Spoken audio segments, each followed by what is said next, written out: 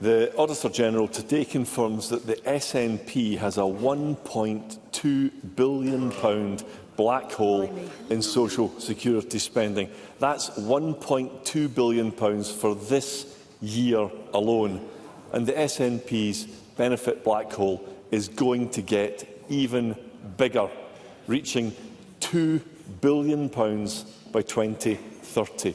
The Auditor-General says this: the Scottish Government has not yet set out a detailed strategy for how it will manage the forecast gap between social security funding and spending within its overall budget. So this Government will spend £2 billion a year more on benefits than budgets provide, yet they have no plan to pay for it. So will John Swinney tell us what his plan is, or if he even has one? First Minister. Presiding Officer, as Mr Findlay knows, the Scottish Government is obliged on an annual basis to balance our budget, and the Government has done that on every single occasion since we were elected to serve the people of Scotland in 2007. And the issue that Mr Findlay raises essentially comes down to: are we prepared to follow the benefit policies of the United Kingdom, which involve cuts to support to people with disabilities, some of the most vulnerable people in our society? And my government will do no such thing. Russell Findlay. Of course, social security is an essential safety net for every single citizen, but it has to be fair and it has to be affordable. The SNP have created an agency which takes claimants at face value when reviewing benefit claims. Claimants only have to tick a box in this form saying, my needs are the same, and that's it. The Auditor-General also says there is no system to investigate fraud, which is not only inevitable, but is happening right now. He says, and I'm quoting the Auditor-General here, there is no timescale for when Social Security Scotland can consider incorrect payments due to client error or fraud. So can John Swinney tell us when these vital checks will be introduced? First Minister.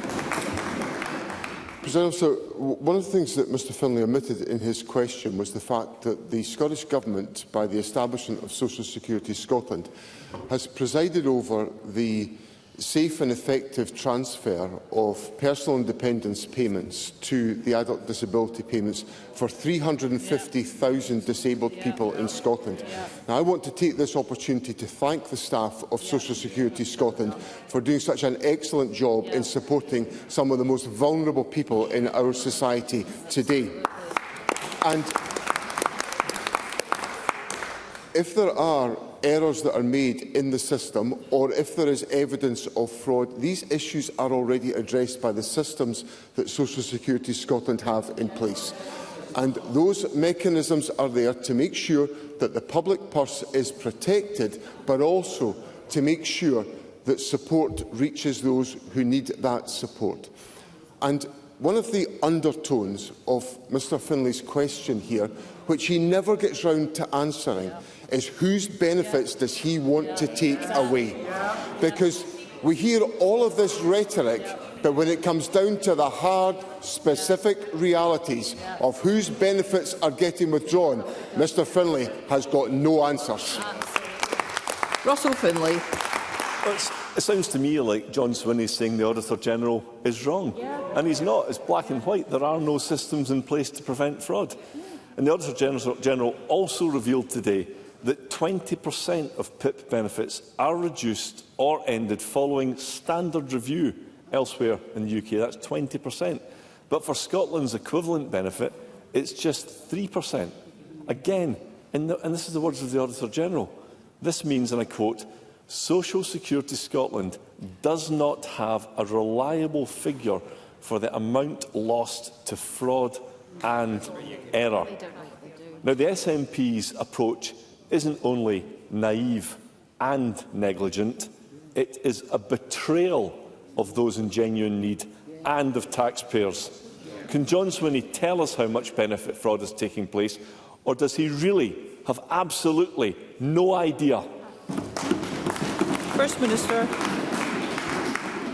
Presiding Officer, Mr Findlay omitted to say in his question that on the data around the United Kingdom system, a substantial proportion of those cases are then overturned on appeal. So the point that he advances to me is not a valid point to put to me.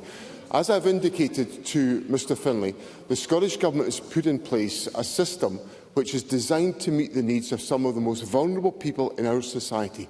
I think that's the right purpose for our social security system, and that's the one this Government is proud to have in place in Scotland and delivering support to almost 350,000 of our most vulnerable citizens in Scotland today. Russell Findlay. Well, John Swinney every single week omits to give a straight answer to basic questions. There are no checks on fraud or error. There's not even a timeline for when checks might be introduced.